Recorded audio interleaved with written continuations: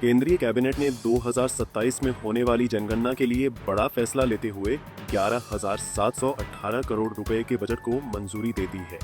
केंद्रीय मंत्री अश्विनी वैष्णव ने प्रेस कॉन्फ्रेंस में बताया कि जनगणना 28 फरवरी और 1 मार्च 2027 की मध्य रात्रि से शुरू होगी और यह 2 चरणों में पूरी कराई जाएगी।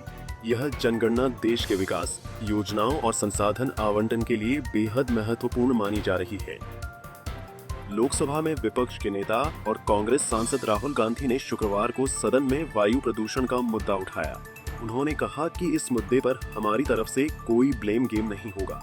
इससे गंभीर चुनौती से पार पाने के लिए हम सरकार के साथ सहयोग करेंगे।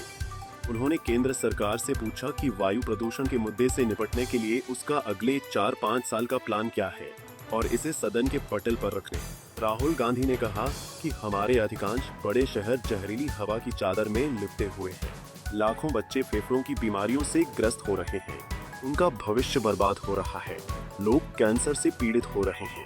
बुजुर्गों को सांस लेने में तकलीफ हो रही है। यह एक महत्वपूर्ण मुद्दा है। केंद्र सरकार शुक्रवार को होने वाली कैबिनेट बैठक में एक बड़ा फैसला लेना जा रही है। सरकारी सूत्रों ने बताया कि केंद्रीय मंत्रिमंडल महात्मा गांधी राष्ट्रीय ग्रामीण रोजगार गारंटी अधिनियम 2005 यानी कि मनरेगा का नाम बदलकर पूज्य बापू ग्रामीण रोजगार गारंटी विधेयक 2025 करने के प्रस्ताव को मंजूरी दे सकता है।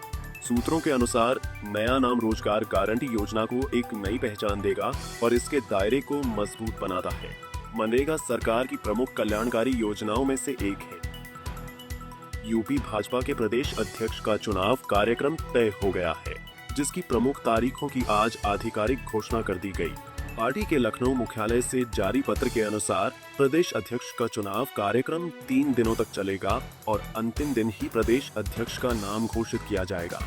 भाजपा के प्रदेश चुनाव अधिकारी डॉ महेंद्र कुमार पांडे द्वारा जारी पत्र के अनुसार 12 दिसंबर को प्रदेश परिषद सदस्य की सूची प्रकाशित की गई। इसके बाद 13 दिसंबर को प्रदेश अध्यक्ष चुनाव और राष्ट्रीय परिषद सदस्य का नामांकन होगी। इसी दिन नामांकन पत्री की स्क्रूटनी और नामांकन पत्र वापसी भी होगी। अगले दिन 14 दिसंबर को प्रदेश अध्यक्ष चुनाव और राष्ट्रीय परिषद सदस्यों की आधिकारिक घोषणा कर दी जाएगी। बाराबंकी के जैतपुर क्षेत्र के दौलतपुर गांव में शुक्रवार को मुख्यमंत्री योगी आदित्यनाथ ने पद्मश्री किसान रामशरण वर्मा के फार्म हाउस पर आयोजित खेती की बात खेत पर किसान सम्मेलन में हिस्सा लिया। कार्यक्रम में मुख्यमंत्री ने उन्नत खेती, तकनीक, नवाचार और किसानों की आय बढ़ाने को लेकर सरकार की योजनाओं पर विस्तार से बात की। उन्होंने कहा कि किसान जिन सुविधाओं के लिए पहले सालों तक इंतजार करते थे, आज वे सभी सुविधाएं उपलब्ध हैं। बुंदेलखंड जैसे क्षेत्रों में जहां पानी की भारी कमी थी, वहीं आज सिंचाई के साधन मुहैया कराए जा चुके हैं।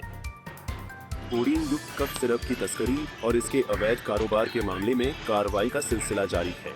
इसी कड़ी में शुक्रवार को प्रवर्तन निदेशालय ने ताबड़तोड़ छापेमारी कर दी है। ईडी ने लखनऊ, वाराणसी, जौनपुर समेत करीब 25 ठिकानों पर छापेमारी की है।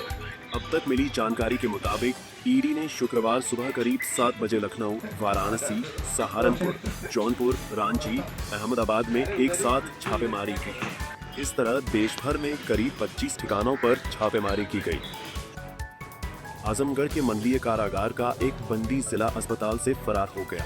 वो 5 दिन पहले इलाज कराने के लिए अस्पताल में भर्ती कराया गया था। उसकी पहचान उदय के रूप में हुई है।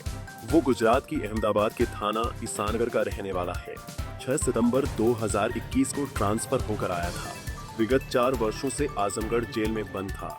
12 दिसंबर की सुबह रात के 3:30 बजे जब वो टॉयलेट के लिए उठा, इसके बाद जेल पुलिस को चकमा देकर फरार हो गया। अब पुलिस कैदी की तलाश में जुटी है। गोरखपुर पुलिस ने धोखाधड़ी रैकेट का पर्दाफाश करते हुए खुद को फर्जी आईएएस अधिकारी बताने वाले ललित किशोर समेत 3 अभियुक्तों को गिरफ्तार किया है। ललित किशोर पिछले 6 महीने से आईएएस गौरव कुमार बनकर 4 राज्यों में सक्रिय था। वो फर्जी आईडी, नेम प्लेट और लाल बत्ती वाली गाड़ियों का इस्तेमाल कर लोगों को ठगता था।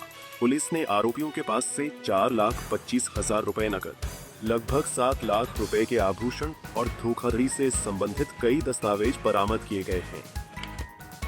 उत्तर प्रदेश के बुलंदशहर में एक शादी समारोह के दौरान दूल्हे ने दहेज के खिलाफ एक मिसाल कायम की है।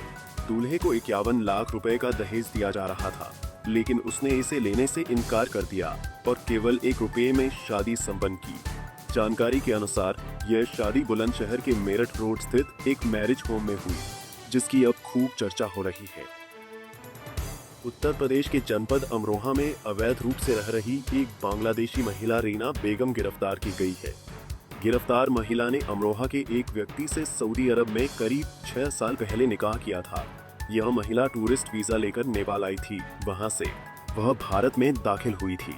इस मामले में पुलिस ने दोनों के खिलाफ केस दर्ज कर पूछताछ कर रही है।